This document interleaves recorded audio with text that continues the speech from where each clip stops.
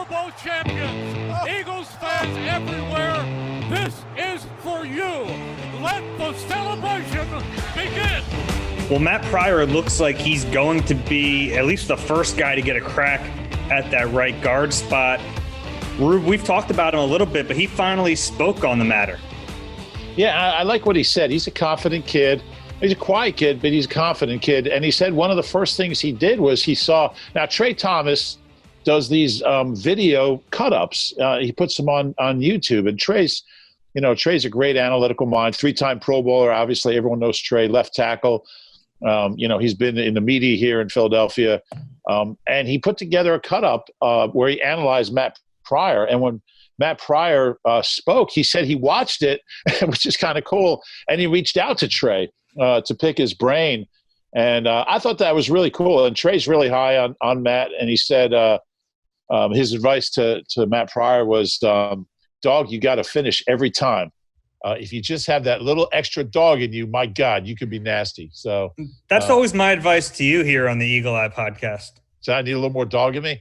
Yeah, a little more dog in you. Yeah, be a little more. Yeah, I don't know if I could be nastier, but yeah, but I like that. I like that. Here's a guy, and this is nothing against Stoutland, who I think is a really first-rate coach, and he talked about Stout, and he talked about learning from Brandon and from Kelsey and from Lane and everybody else on the O-line, Samalo. But when you're learning, you use every resource out there. And Trey lives in Philly.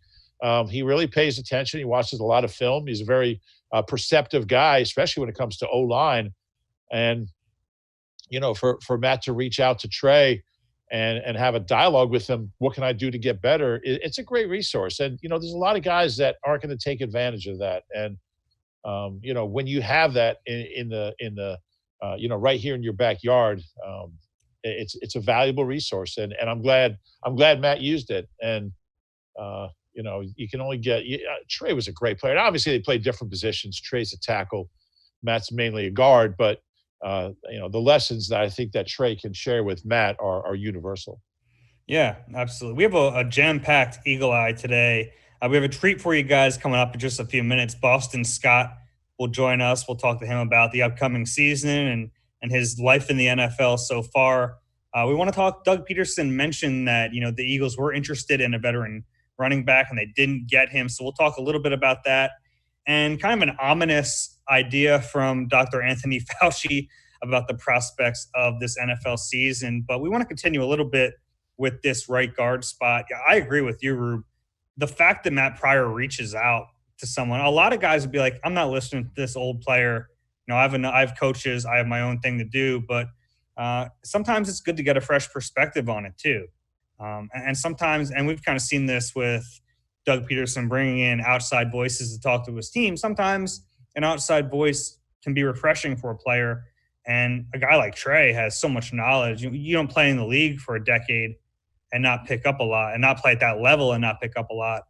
I think Matt Pryor is going to be the guy. We did this on the last podcast with me, you, and Barrett, and we all said, we think Matt Pryor is probably going to be the right guard. It's encouraging, too, that Trey thinks so much of him. Yeah, and it's important to note that there's a relationship there. Doug and Trey were teammates. Trey was the starting left tackle when Doug was the opening day quarterback in '99. And, Deuce was teammates with them. So it's kind of a family thing, and Doug encourages that. And like you said, Doug wants as many voices that can help, in the mix. So, Trey was, I remember when Trey was a rookie, he was so quiet. He wouldn't say a word. You try to talk to him, yes, sir, no, sir. It was, I remember talking to him up at Lehigh, and you just couldn't get anything out. He was a nice kid, but you couldn't now you can't get him to stop.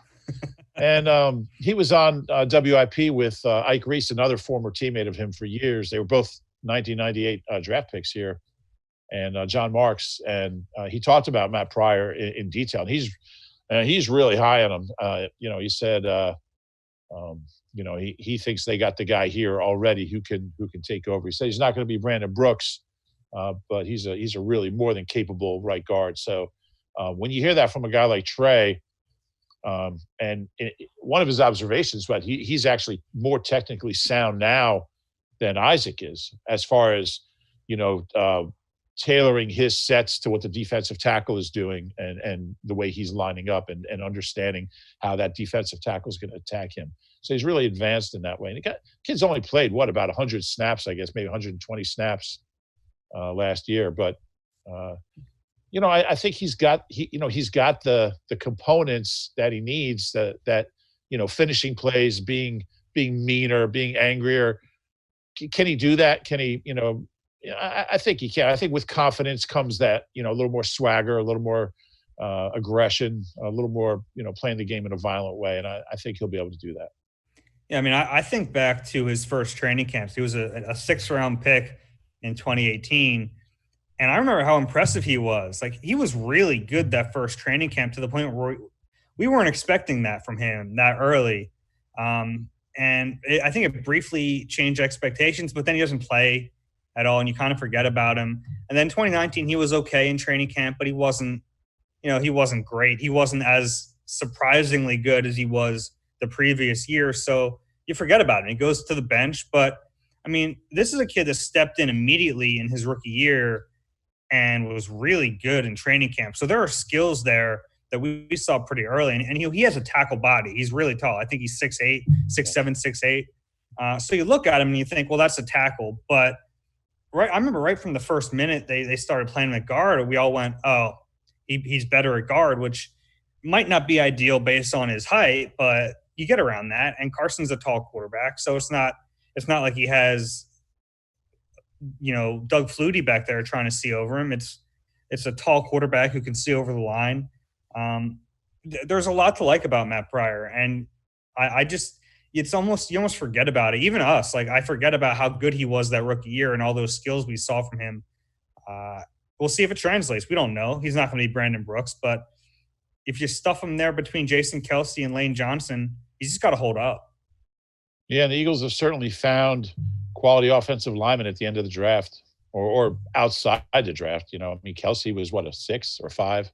He was a 6. Big V was a 5.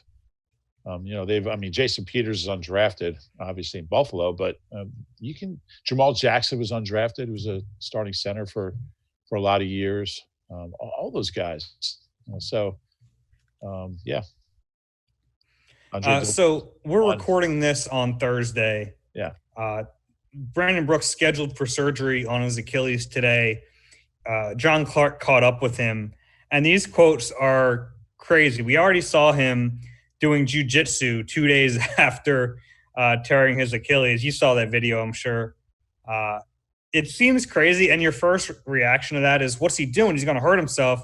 Then you remember, what's he going to do? Tear his Achilles? Like, it's already torn. It's in a boot. He's on the ground. It's not like he's going to hurt it anymore, but it kind of speaks to his mindset.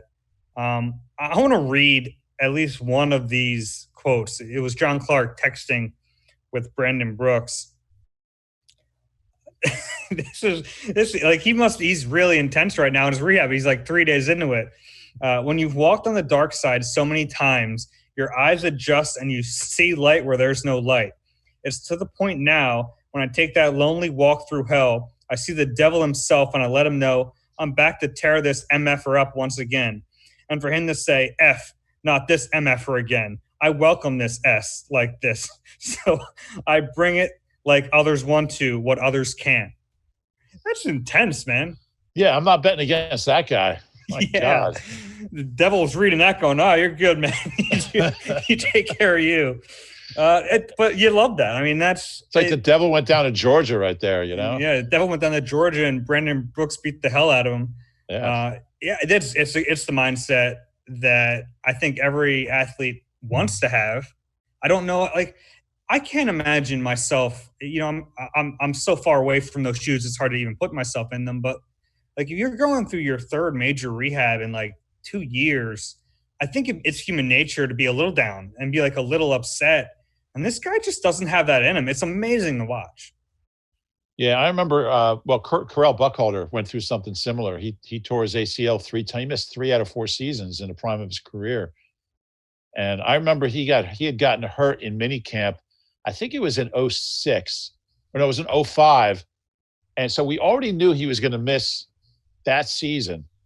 So we're at Lehigh at training camp, and Buck is already out for the entire season, and he's running hills. You know, I don't remember the hill, like kind of across the field on the right, like behind the goalpost there was a hill. People used to sit on it. Fans would sit on it, but Buck would run that hill like 100 times in practice. And here's a guy who, at the earliest, is going to play football in 14 months, coming off his third ACL in 4 years. And I remember after practice one day asking him, because he always had a smile on his face. And I said, how can you be so positive? I'd be so depressed. He said, you don't have a choice. It's like you got, if you're not, no one's going to feel sorry for you. So you may as well just be positive and attack it.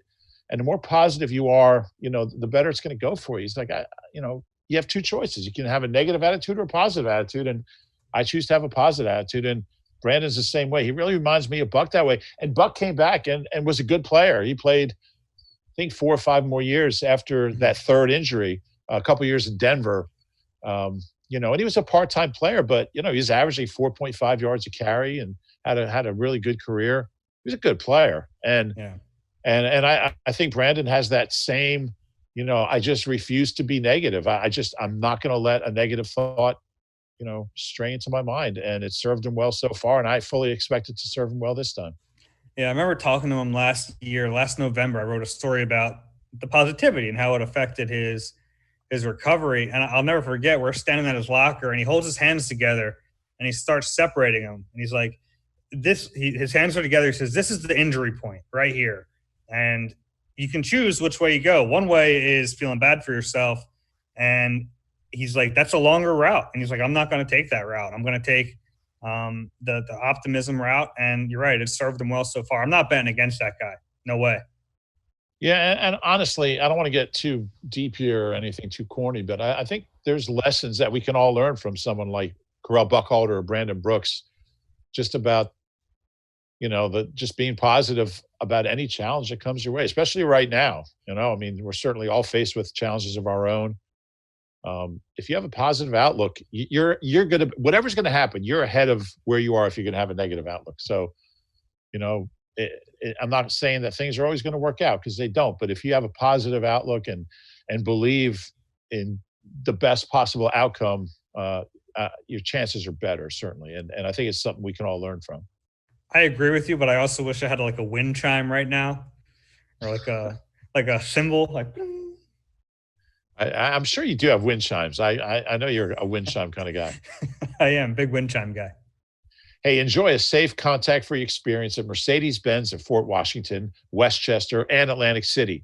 Schedule your appointment by calling or visit our website. The experience is safe, quick, and a better way to own a Mercedes. It's your Mercedes, your way.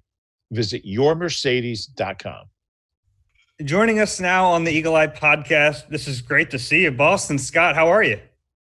Doing well. I appreciate you having me on. Yeah, no problem, man. We appreciate you taking some time. It's been kind of a crazy off season for all of us. What have you been up to? Where have you been? I've been in Baton Rouge, Louisiana. This is where I was born and raised. So I've been working out at Traction Sports Performance with Ryan Clark. So that's where I've been for the majority of the time. Man, it's been a blessing because with the pandemic and everything going on, we were able to continue to work out.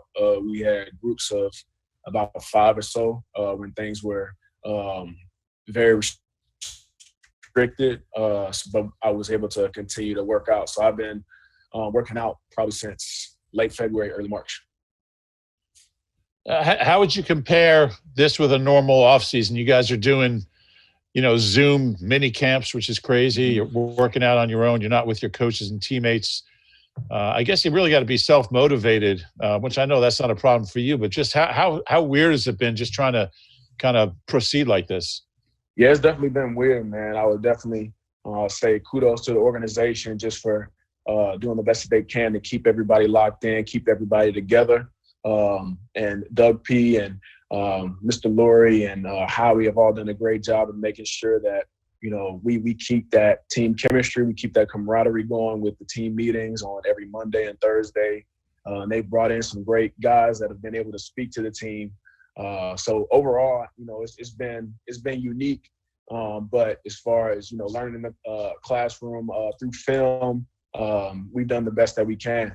So obviously it's not the same as, getting the reps in person. And I think those reps are invaluable in OTAs and minicamp. But we've been, making the most of the opportunity. And guys, you definitely see if those guys, are self-motivated. And that's kind of the common trend that we've seen with everybody on the team. Everybody's hungry. Everybody wants to make their mark. And so everybody's been getting that work in. Did you have a favorite speaker of the guys Doug brought in? Yeah, man. I really enjoyed, Phil Jackson, and just being able to speak about, his experience with the Bulls and, who the leaders were and, kind of just navigating through those seasons, and a lot of success, man. Also Steve Kerr, hearing him just speak about, the guys that are elite, the guys that are great, they had a consistent routine. You know what I'm saying? Steve Kerr talked about Steph Curry, and then talking about, after practices, he made sure after every practice to get in 100 threes. You know what I'm saying? So the common trend that I saw with those that are great, they have that routine. You know what I'm saying? They don't have just this crazy whatever. It's just this consistent routine of just doing the same thing over and over and over again and staying consistent with it.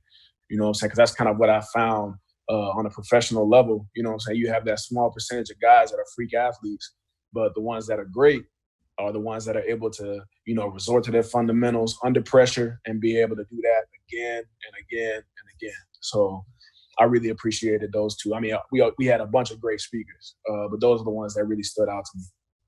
It's interesting how I think Doug understands that you guys can learn. It doesn't have to be from a football player, a football coach. Mm-hmm. I mean, there's lessons, you can learn from anyone who's had success, out of sports, in sports.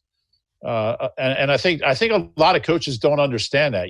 They might bring in, some great football players, but you can learn from so much from a Phil Jackson or a CC Sabathia, whoever it is. Mm-hmm. It's really interesting to me. I got to ask you about last year and what it was like for you. I guess your pro career kind of mirrored your college career, where you didn't really play that much early. You had to kind of sit and wait, which I know isn't always the easiest thing, but at least on the outside, you seem patient. But that last month, what did that kind of show you as far as your capabilities? I know you're a confident guy even before those last few games, but what did that kind of show you about yourself, the way you were able to produce? Yeah, man, I was just happy. It was a blessing to be able to show, because what means the most to me is, being able to show my teammates, that, that I can contribute, that I'm wanting to contribute, being able to show the coaches and the organization that I'm here to play. You know what I'm saying? So being able to get out there and get my opportunity, there were some mistakes that I made here and there, but I think that I was able to get out there and get game reps and develop, play by play. Each play I felt like I was getting better. You know what I'm saying? And so I'm just looking to continue to build on that. Like I said, I mean, just the career leading up to this point, man, I've kind of had to have that confidence in myself, being a walk-on and all that. But getting the opportunity to get out there and contribute and show my teammates that, I can produce is that means a lot. You know what I'm saying?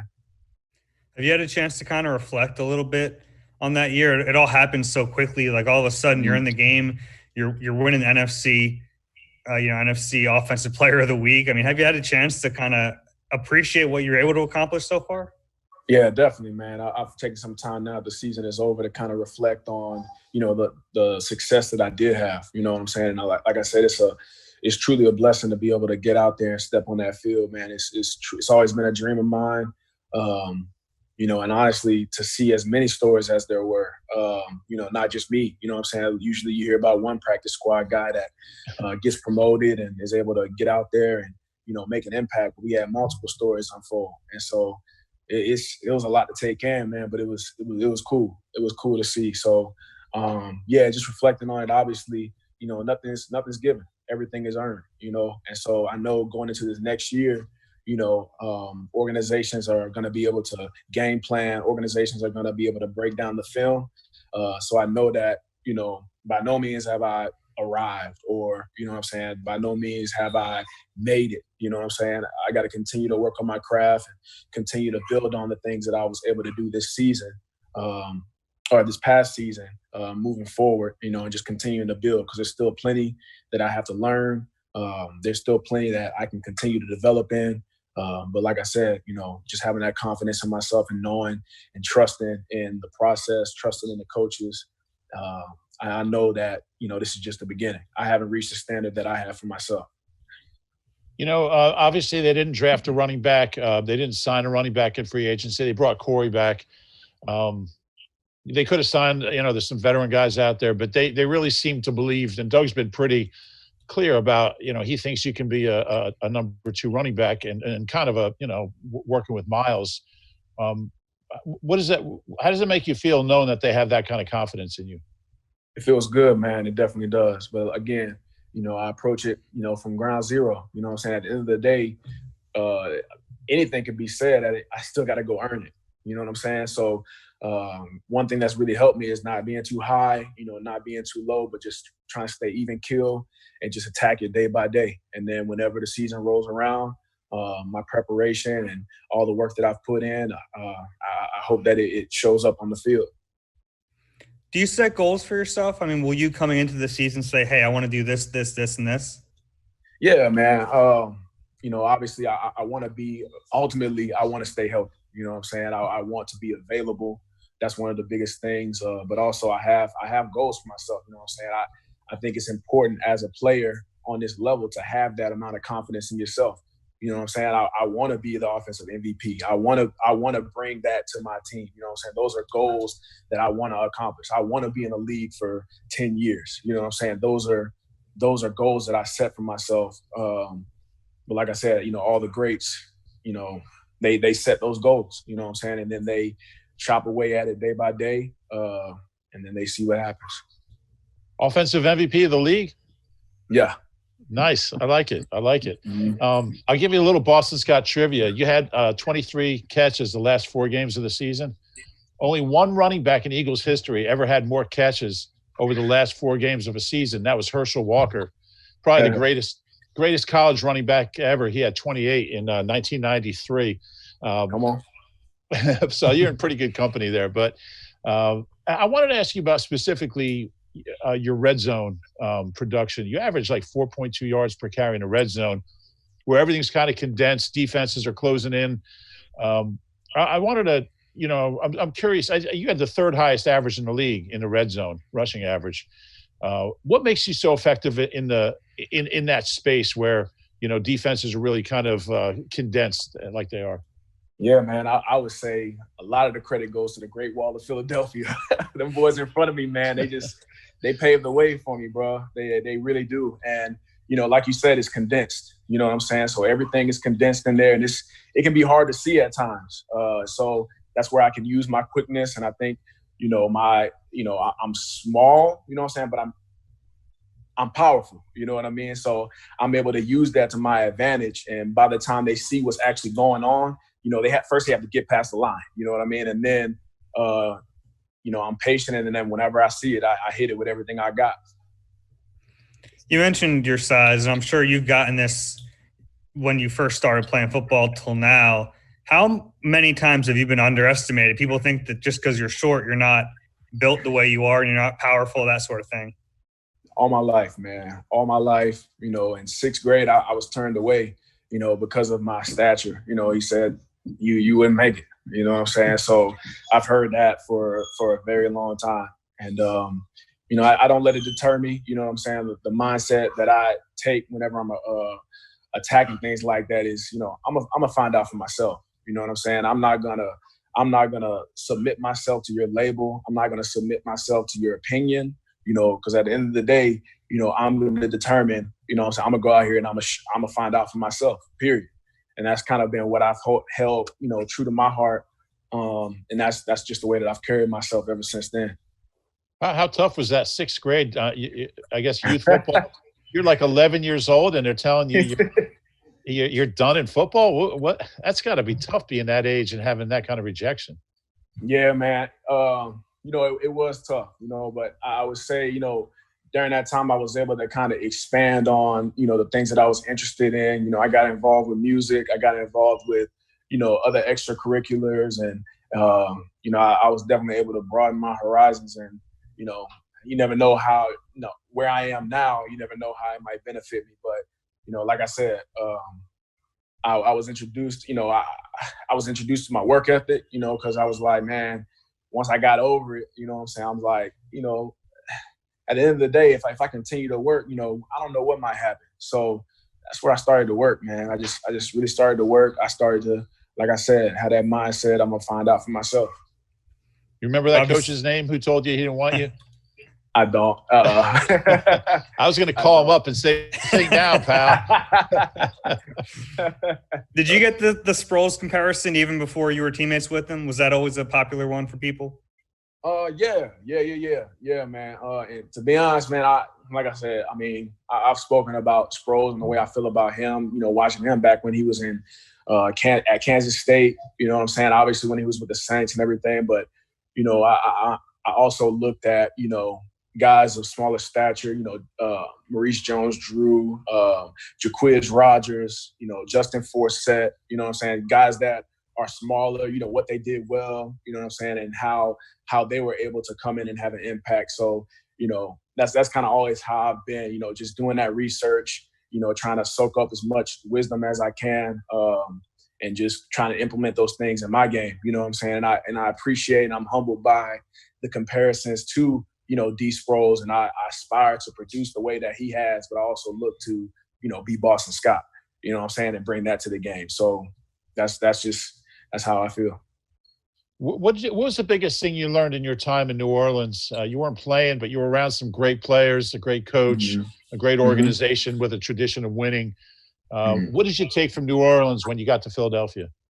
Yeah, man, just do as much as you can, man. Just being available, and that's not just limited to, being durability and being healthy, but also understanding systems. Like, the more you understand, the more you can digest and then, do that on the field, the more valuable you are. And there's the New Orleans offense is very complex. Obviously having Drew as the quarterback and Sean Payton with the mind that he has, they're always coming up with new stuff. And so if you don't know what you're doing, then you're not of any use. So I knew as a rookie going in, I was going to use my intelligence to do the best that I could to learn as quickly as I could. And so that's where I feel like I kind of got ahead. Because you already have to adjust to the speed of play, being around the elite. And I know rookies that come in, it's a lot of factors playing into it. So you're trying to learn the playbook, and then you're also having to adjust to these 6'5" dudes that are running just as fast as you are. So I just knew to myself, I knew that I had to eliminate, what I can control. And what I can control is how I understand the concepts, understanding the playbook. And so that's something that I really dove into early, quickly. I was trying to get my hands on the playbook as soon as I could. As soon as I knew where I was going, how can I learn? What can I get my hands on to learn? And that's kind of the same approach that I've taken whenever I got to Philadelphia. Just doing as much as I could to learn, multiple positions, stuff like that, just to increase that value and, to be available. So we met you in 2018 when the Eagles signed you from the Saints practice squad. Up until that point, so you grew up in Louisiana, you go to Louisiana Tech, then you go to New Orleans, and now you're going to Philadelphia. From a personal standpoint, what was that change like in your life? Yeah, man, it was, like I said, it was a dream come true. So, it was a blessing, man. It was just, man, it's a surreal feeling, man. It's hard to explain. It's just an amazing experience, man. And just being able to be on this level and compete and succeed against the elite, as a competitor, that's a competitor's dream, and it's just a blessing, man. It's just a lot of emotions, that go into it as I reflect on my time. It hasn't been pretty, I've had to grind it out, but You know, I've learned so much as a football player. I've learned so much as a man. I've learned so much in my relationship with Jesus Christ, man. And it's really been a cool journey. I got to ask you about, I think it was the Willow Grove Mall. I think it was after the Giants game, like that Tuesday. Mm-hmm. Oh, man. Because I'm on Facebook and I'm kind of scrolling through, and somebody posted a video of a line going up and down the hallways, up and down the escalators, in and out get through the parking lot. Man. I mean, so, you know, a week earlier, I know you did an appearance at another mall, and, you know, like 20 people show up. Then you go and have a big game against the Giants, a huge game, 54 rushing yards, 3 touchdowns, 84 yards receiving. And all of a sudden 10 million people show up at the mall to see you. I know you're a really level-headed guy, but how did you process that? And how do you kind of stay even keel when stuff like that's going on around you? Yeah, man, it's a lot, you know what I'm saying? Because the transition was pretty quick, you know, and I could definitely immediately just taking time to like reflect on it. I'm like, bro, you know, it's easy for this stuff to overwhelm, you know what I mean? And so I would just give that credit to the people in my circle. You know what I'm saying? I have a bunch of people that are solid, that keep me humble, you know what I'm saying, keep me accountable. So I just, you know, give the credit to my family, give the credit to my friends. And then, you know, also knowing that at the end of the day, it don't take very much for the NFL to humble you. You know what I'm saying? So, you know, I was just worried about, man, just continue to build on my opportunity, man, because like I said, the NFL will humble you quickly. So it's essential for you to stay humble regardless. Boston, this is really off topic, but you mentioned your love for music earlier, and I was reading through your bio. I was doing my research today, and you play a bunch of different instruments. What are you into? Yeah, man. So I played in the band. So I was in the jazz band. I was in the concert band. I played trombone, baritone. I've also picked up, you know, over the years playing guitar, you know what I'm saying, a little bit of piano, you know, but I mean, I have musicians all in my family. So I grew up around it. I sang in the church growing up. My grandma made me. And so, yeah, man, a lot of musicians in the family. So it's been something that I've always been into, you know. So, I mean, as far as genres, I'm in the whatever, you know what I'm saying, whatever makes me feel good. I know you can sing because I heard you sing in the locker room. Yeah, man, a little something. If you ever need piano lessons, I got 40 years experience playing in bands, playing keyboards and stuff. So come on, man, that's cool. Cool. We'll do some piano lessons. We can put an Eagles band together. You got Kelsey on the sax. Hey, Jordan Mailata can sing. Jordan can play some guitar too. Yeah, I think Avante can play piano. Corey Clement's got a studio. I think doesn't Corey have a studio in his house? Corey's got. Corey's got some good stuff going, man. He's pretty talented, man. For real, he's pretty talented. Yeah. I'll tell you what. If this season doesn't happen, we might break. We're gonna find a way to. You know what I'm saying? Yeah. Hey, Boston, man, we really appreciate your time, and we wish you the best coming up. We hope we have a season. We hope we get to watch you out there. I don't think anyone really knows what's going to happen, but we're expecting big things from you. Yes, sir. Yes, sir. I appreciate it, man. Like I said, just looking to continue to build on what I've done, man. Just contribute to the team. Whatever that looks like, that's what I'm about. All right. Thanks, Boston. Take care, man. Yep. Thanks, have a good one. Hey, your NBC Sports Philadelphia podcasts are now on the My Teams app. Listen to Eagle Eye, Sixers Talk, Phillies Talk, and Flyers Talk right now on the My Teams app. That was fun talking to Boston Scott. Yeah, it's impossible not to root for that kid. I know, you're right. And, he can really play. There's no doubt in my mind he could be an RB2. And if he's such a good receiver. He's such a good goal line runner. He's so strong. He's, you know, his lower body is so powerful. He's really a different kind of guy than anyone we've seen, you know, around here, just with his size. And I mean, I know Darren Sproles was also smaller in stature, but he's a really different kind of build than Sproles, you know, more powerful, not as quick, not as fast, but he's a unique player. And I think they're going to find a good role for him, and he's going to have a good season. The one thing I wanted to bring up, we just didn't have enough time. He was a state champion weightlifter. Yes, he was in high school. So like, and he talked about the stereotypes of being a shorter running back, but it's just to think that he's short and not powerful. It's kind of the same way Sproles got overlooked for so many years. I mean, if you don't look at that guy like a strong, powerful runner, he's going to bowl you over. And that's what he does. And that's what Sproles did for years.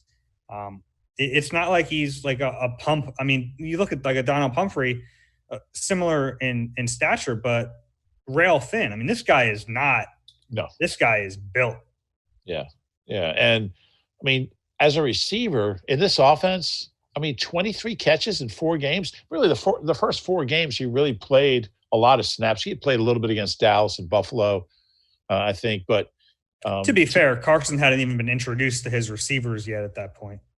Oh, no, there's no question. I'm not saying he's going to catch 92 balls in a full season.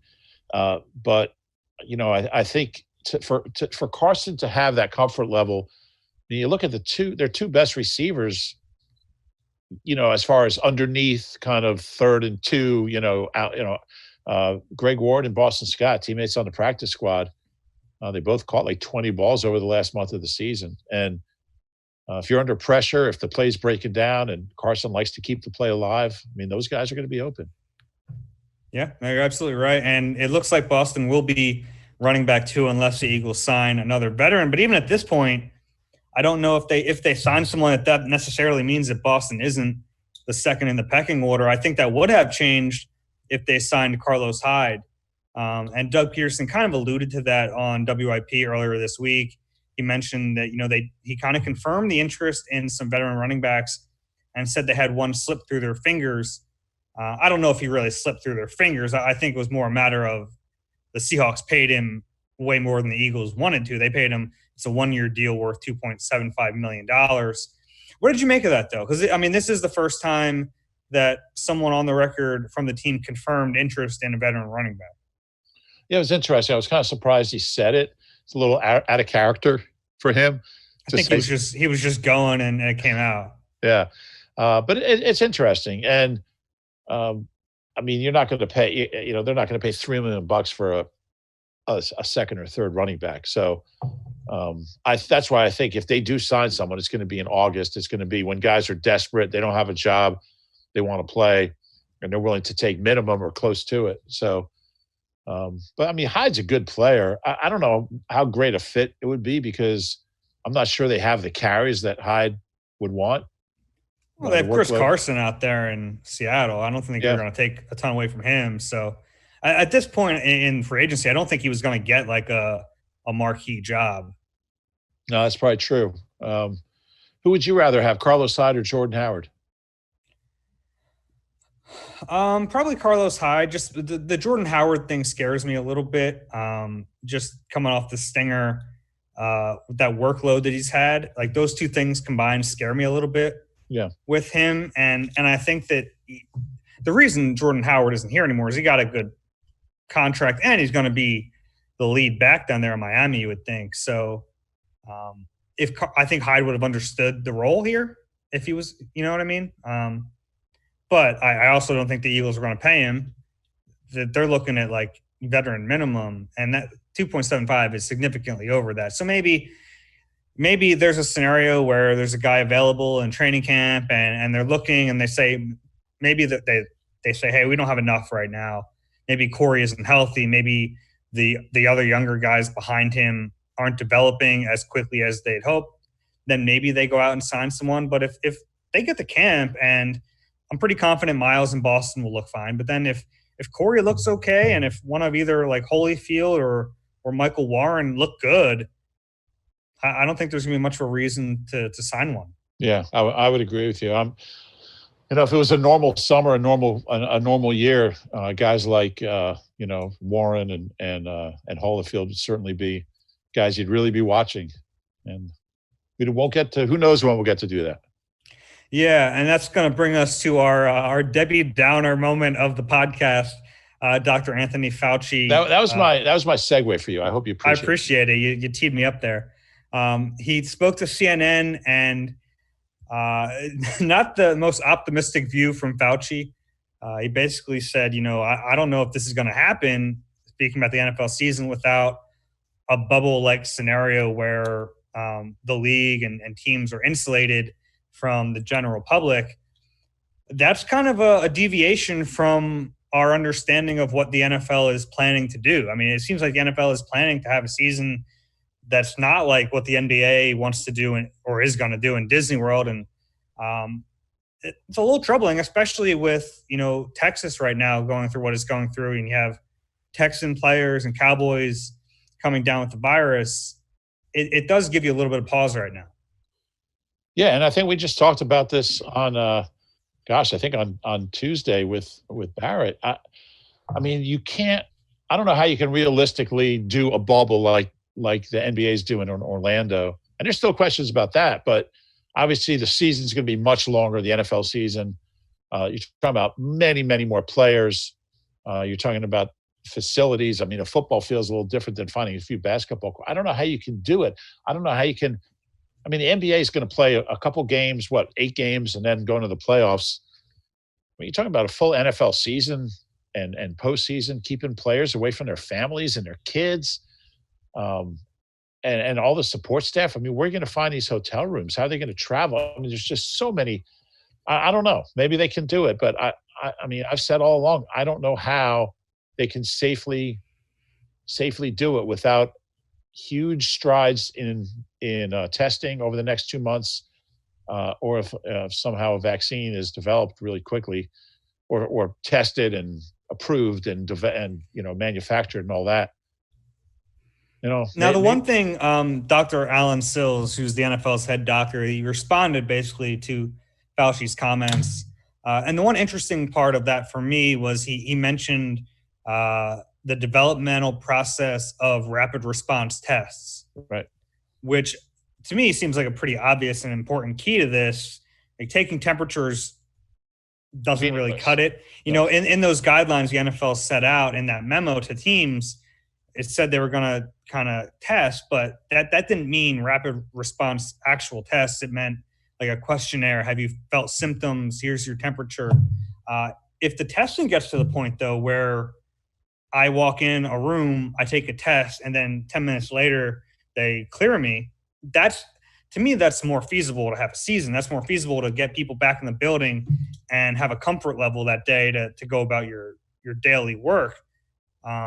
So that's encouraging that at least that's in development. I don't know if it'll be here in time. I mean, we're getting close. Yeah. We're talking late July. It's late June already almost.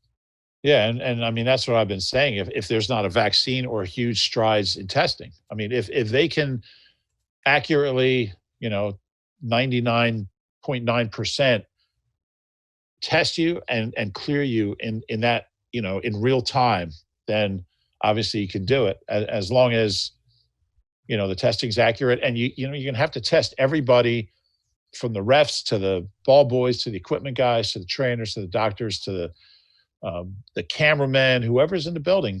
And that's just game. They're going to have to do that for every day of practice if these guys are going to go home to their families, which ideally you'd like that to be able to happen. You don't want to keep these people from their families for 5-6 months. Yeah, there's a lot of questions to be answered. But I mean, the good thing, go ahead. No, I was just going to say, I need football. I just, I'm going to go crazy if we don't have a season. I know. I can't and take Boston and the boys, whatever they name their band, is not going to do it for me. They can't name it the Eagles. I think that's taken already. Yeah. I want to be optimistic. And I think the good thing is that there's so many brilliant minds working on this, on testing, on vaccines. I just think they're going to, I trust that they're going to be smart about it. The best medical and scientific minds in the world are working on it. And hopefully we get to the point where we can have basketball and baseball and football and hockey and everything else. I can't watch any more KBO. Dave, I can't take it. I thought you were into it. I was, but it's really bad. It's really bad baseball. And then the broadcast, all they do, they don't even talk about the game. They just sit there and tell inside jokes, and they have in English? Yeah, well, the announcers are like in New York. The announcers are here. They're not over there. They're like local. They're local announcers here. Oh. So they're getting the video feed. But instead of talking about the game and the players, they just kind of have guests on, and they have like, different writers talking about baseball, labor talks, and they have So they're trying to cater it to the American audience, but you'd rather just be like in Korea watching it? Yeah, I want to know, like, this matchup between Aaron Altair and this, this pitcher. I want to know, they never talk about the players or the game or the situation or the teams. That's what I want to. That's what I'm interested in. I'll send an angry worded letter. But I can't take anymore. Can't take anymore. I need football. I'm trying to stay optimistic, but a lot has to. I mean, I know they're going to try. I know they're going to try their best, and things are changing rapidly, and there's testing's evolving, like you said. So hopefully by this fall, it happens. I can't imagine. I mean, the NFL's been around since 1920. Yeah. Can't imagine. You've been there for how many of those? Yeah, I knew that was coming. All right, we're going to wrap up this edition of Eagle Eye. If you enjoy the podcast, do us a favor and rate, subscribe wherever you get your podcast. We want to thank Boston Scott so much for joining us. He was great. We hope you guys enjoyed that. We'll be back with you next week. Take care, everyone.